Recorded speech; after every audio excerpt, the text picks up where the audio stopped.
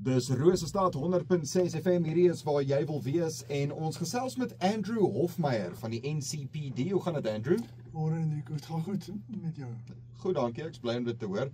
Nou, vertel ons 'n bietjie meer, hoe is jy betrokke by die NCPD? Enrico, ek is betrokke by die NCPD, net sê waarvoor NCPD staan. Dit is die National Council of and for Persons with Disabilities. En my betrokkenheid daar is hoofsaaklik met in terme van voorspraak vir die insluiting van persone met gestremdhede. Nou, Suid-Afrika is die gasheer van die G20 in November. Hoekom is dit belangrik vir die inklusiwiteit van mense met gestremdhede? Enrico, G20 is 'n inisiatief wêreldwyd wat deur 'n aantal lande ondersteun word.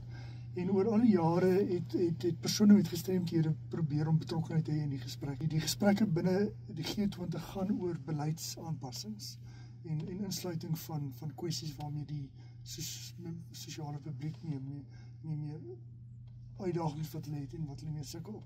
En oor al die jare het persone met gestremdhede probeer deelneem aan hierdie gesprekke, maar oor tyd, wanneer die beleidsraamwerke uitgebring word na G20 beraad, is daar nie regtig enige bewyse dat die stemme en die sake van persone met gestremdhede werklik ernstig opgeneem is nie.